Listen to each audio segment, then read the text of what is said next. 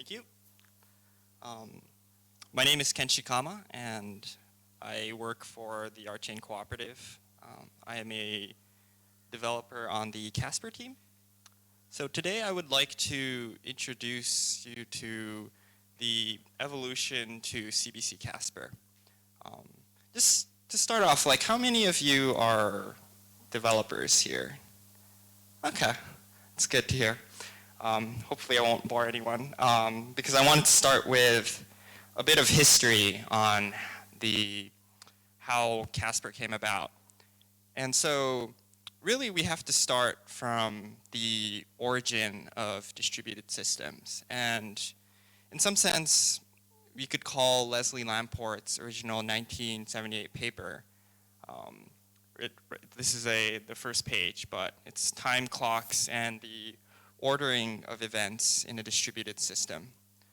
In this paper, Lamport outlines what it means to have time on a distributed system, and most importantly, how the ordering of events works, and especially he outlines an algorithm that uses these logical clocks in order to gain, to outline an algorithm that allows him to figure out this consensus on I guess it's a mutually shared resource. And this algorithm is now known as the Lamport timestamp.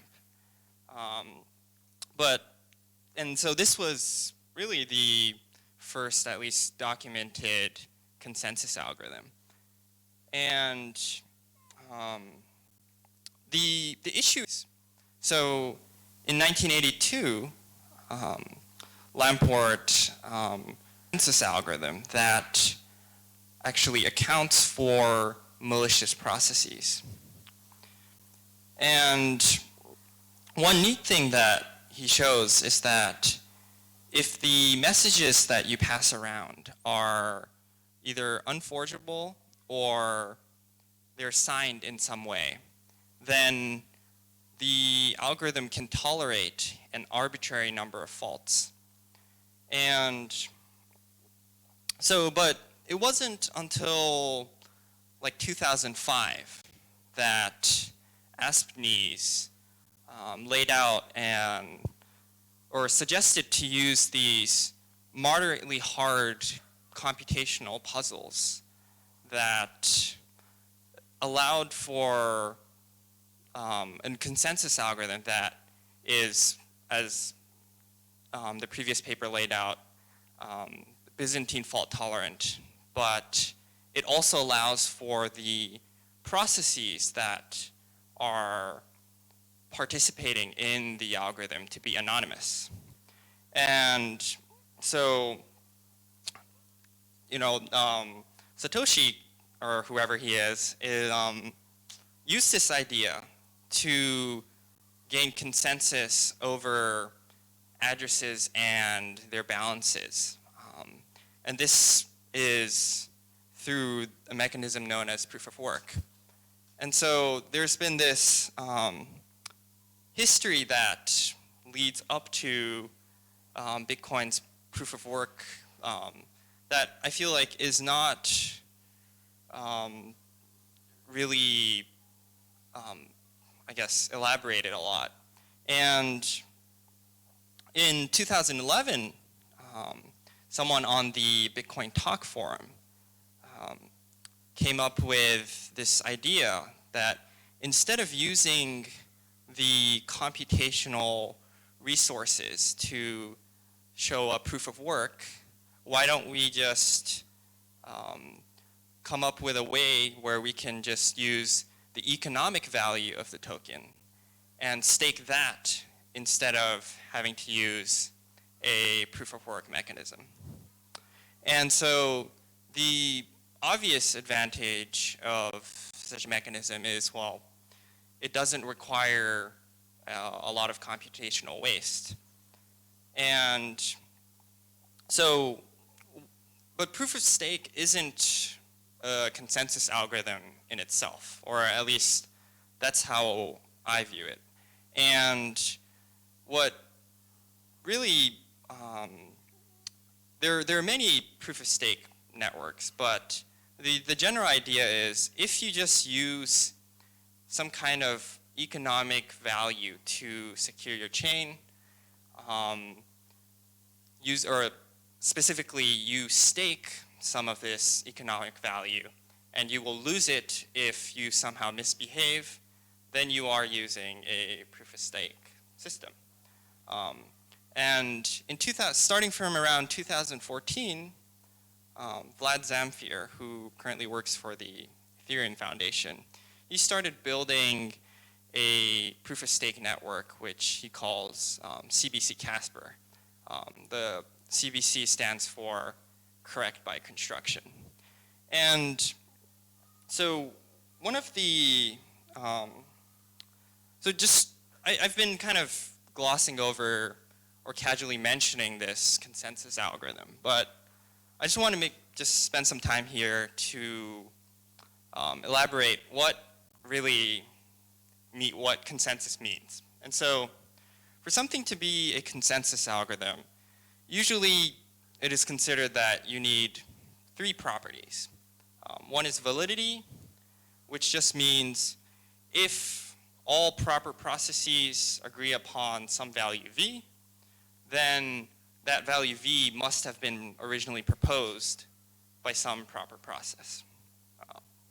And then there's agreement, which says if all the proper processes need to agree upon the same value v. And there's termination, which says all proper processes just must agree or decide on a value. And it turns out a famous paper known as, the result is known as FLP impossibility. And what FLP states is that there is no deterministic consensus algorithm that, in an asynchronous setting, there's no deterministic consensus algorithm that can terminate under the presence of faults. And so this really kicked off research for decades on ways to go around FLP. And so some of the more common ways that researchers have tried to go around FLP is listed here. There's randomization, synchrony assumptions, failure detectors, and stronger primitives. And so the bottom 2 at least aren't too applicable to blockchains, but the top 2 are especially applicable. And to show some examples, like Bitcoin goes around FLP by using a synchrony assumption. And to be more specific about that, it means that if an attacker can make a network partition for a long enough period of time, then they might be able to pull off a double spend attack. So what's nice about CBC Casper, though, is that it doesn't tie the liveness of the protocol with its safety. So just back to Bitcoin, I was saying earlier, or just now, that if an attacker can create a network partition, then there can be a double spend attack on the network. And that essentially means if the attacker can stall liveness, then the safety of the network is under concern. And so Casper does not, a lot of algorithms sort of tie liveness and safety together, and Casper doesn't do that. And so another thing is, what's nice about Casper is that it's really simple. And in fact, if you take a careful read at the Byzantine generals problem paper, the algorithm that's outlined in 1982 is essentially a version of Casper that doesn't actually have any weights. So everyone is weighted equally. Casper, like among other things, doesn't have the nothing at stake problem. If you constrain the algorithm to have this round robin approach, then you can get constant time blocks. So I just want to now go into some detail of what exactly is Casper. So here, well, let me take a step back, just in case there are some people who aren't familiar with the background. So the big issue with a blockchain is, well, let's say you have a chain, and there's one validator that proposes the chain plus the block A, and there is another validator that proposes the chain plus the block B.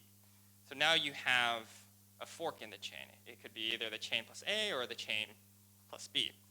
And the issue is, how do you decide whether you go towards A or you build on top of B without having some kind of central authority?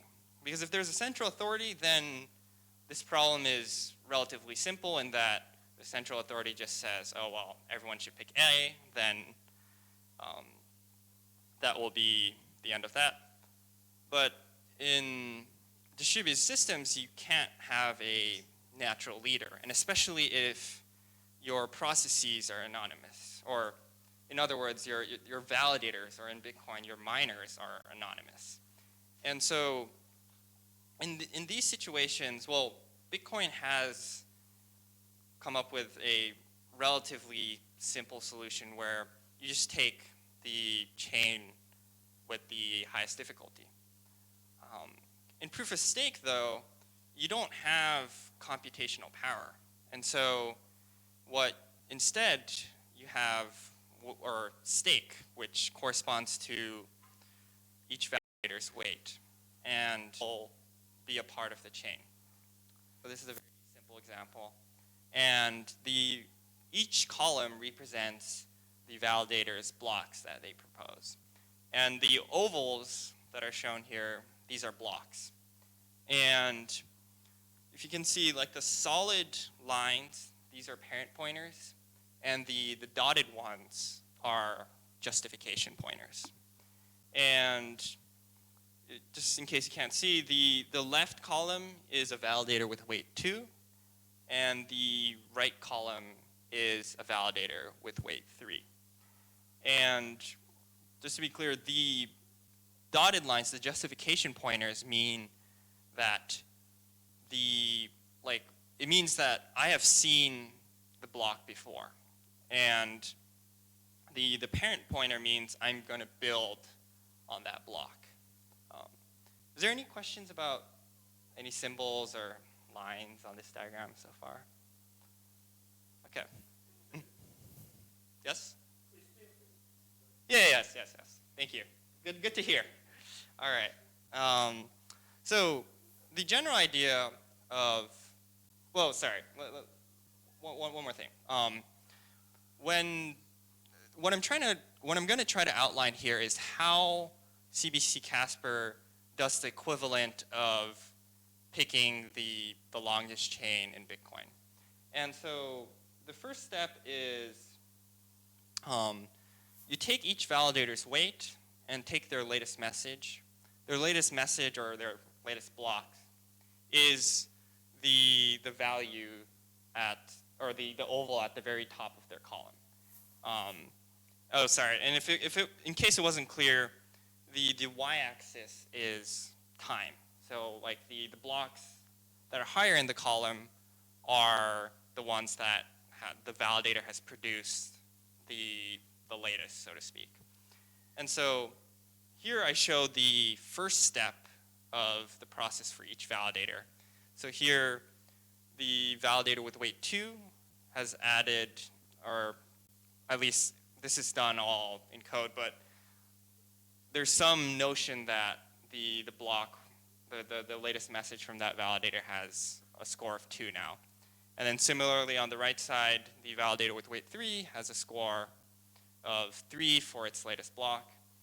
And then you just add this down the chain. And so the result you get is, you see the validator with weight 2, their latest message is 2, their parent is 2, and then if you follow the parent pointer down right, that block has a score of 5 because it's adding the score of the left and the right validators, which combine 2 plus 3 is 5, and then so on. And so the genesis block, although it doesn't really need to be scored, will in theory have a score of 5.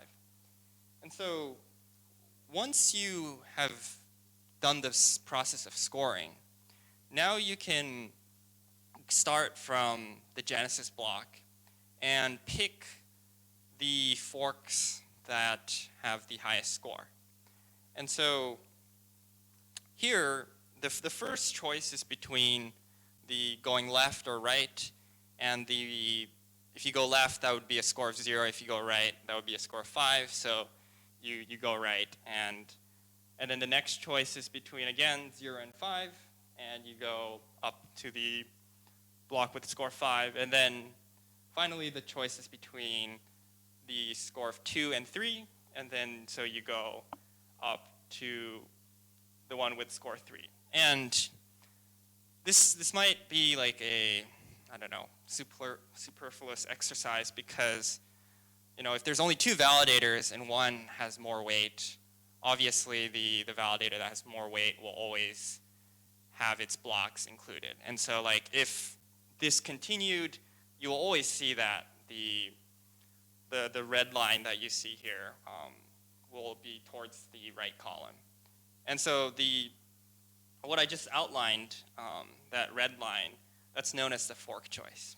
And so what the fork choice does is it essentially leads you to the tip that would be equivalent of Bitcoin's the longest difficulty, or sorry, the highest difficulty. And so yeah, so one thing that it's important to note here is that as more validators pile up on this, so like you can imagine how once validators start building on top of new blocks, and to be clear, if you have a diagram like this and you're another validator, you need to build on top of the tip of the fork choice. So in this case, you have to build on top of the validator, the right validator's topmost block. And so as the chain progresses, in general, there is the fork choice will like shift less and hopefully converge. And when the fork choice converges, then you can deem a block as safe. And so that is sort of the equivalent of the threshold on Bitcoin, for example, which is like some people do 6 blocks or whatever your safety is to be. And so that is essentially Casper in a nutshell. If there are more aspects to Casper that I can go into detail, but a lot of this is outlined in Vlad's CBC Casper paper. And he goes into detail about the safety oracle, which is an algorithm that outlines how, or like when can you detect the fork choice has converged, and also like a proof about why this is safe. And yeah, I don't know how I could share that, but I guess maybe if people are interested, they can ask me for a link. I'll be around. So yeah, thank you.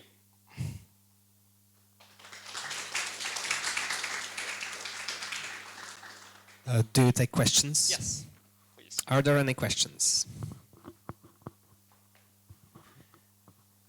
Do you consider weights to be something that is static and predefined, or something that will be dynamic? Yeah, so the weights are essentially, at least for the implementation of RChain, what we're doing is we're starting out with a predefined set of weights.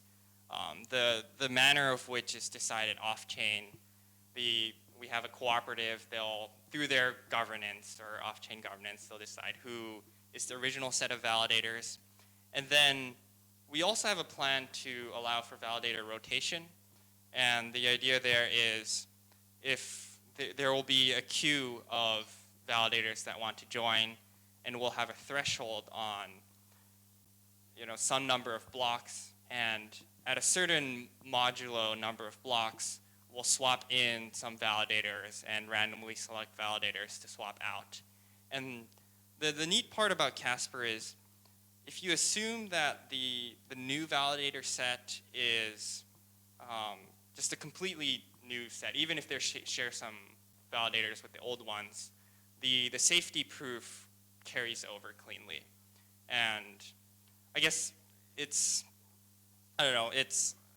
nice. It's at least a nice mathematical formulation that way. But yeah.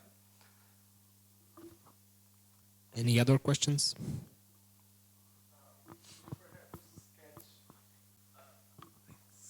Could you perhaps sketch a bit how the safety oracle works? Like Yes. very briefly. Cool.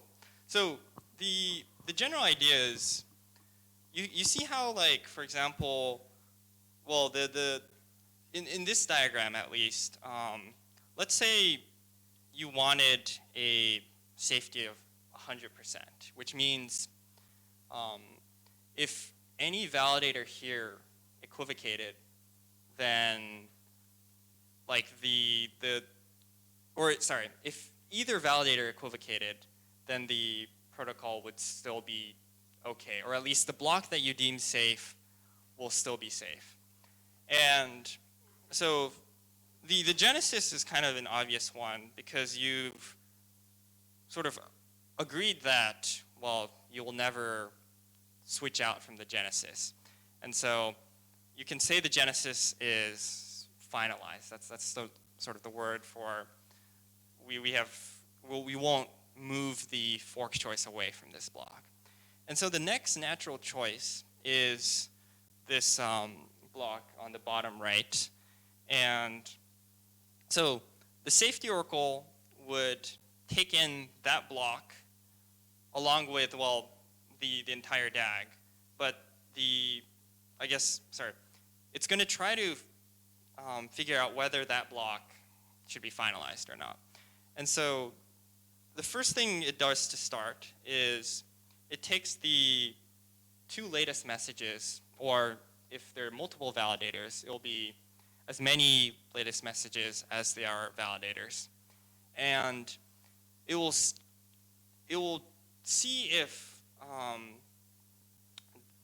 they're in agreement. And so in this case, there are only two validators. So the first step would be the left validator, their latest message.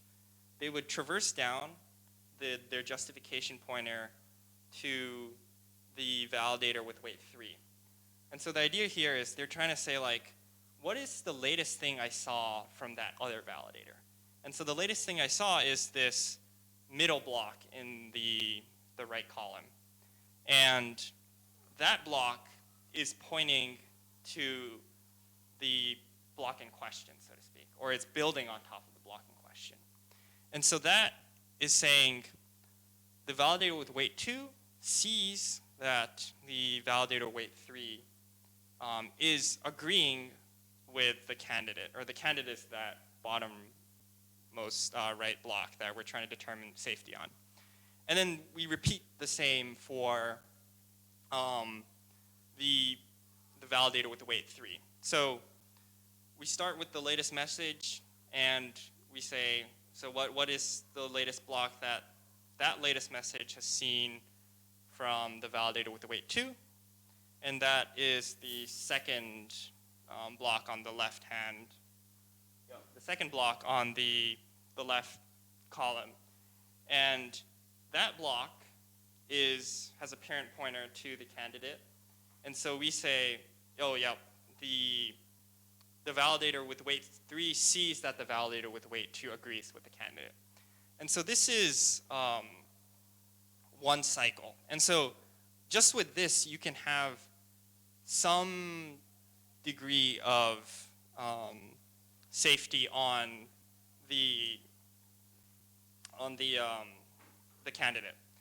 But this isn't enough, because it could be the case that you might see some disagreements further on that haven't come up. And so you would need to, for example, see whether one validator will never eventually disagree with the other. And so what I mean by that is, so for the second validator, the validator with weight 2, you would traverse down a justification pointer to the middle block in the right column, and you take all the blocks above that, and you say, do all those blocks above the block that I saw before as agreeing with the candidate, do they also agree with the candidate? And so the only block above the middle block that we previously saw that agreed with the candidate is the topmost block. And we also saw that, we would traverse down the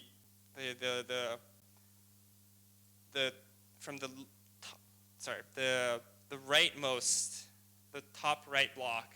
We can see that is also agreeing with the candidate, which just means it's building on top of it.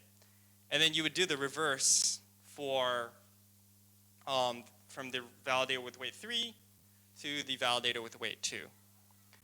And if you complete that process, now you've seen that both validators agree, and then you've seen that both validators will never agree. And this gives you a fault tolerance of half. And if you want further safety, then, I meant half of the clique that's built. And so if you want further safety, you have to do a further round of, you have to see that a validator will never see that the other validator will never see that you won't disagree with the candidate. And I know that's a bit confusing. It's a bit easier to see in code, but yeah, that's essentially the more layers you can do this in. Just one thing is between the two blocks, when I said the weight is the half of the clique, I meant specifically that one has weight 2 and the other has weight 3. And so if you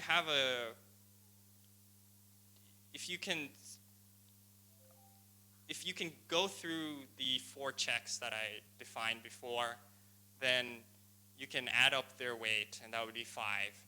And that you can take half of that, so that would be half of the weight. And so that would be 2.5. So you have 2.5 out of fault tolerance out of the total weight of 5. So your fault tolerance would be half. And this, it's important to note, this metric it's a lower bound. There is, in some universe, a ideal safety oracle, which can decide up sort of tightly whether a block is safe or not. And there are many versions of the safety oracle that have much less tight bounds. But the idea is that usually if you have a, I guess, normally operating chain without many equivocations, then you won't need such a tight safety oracle.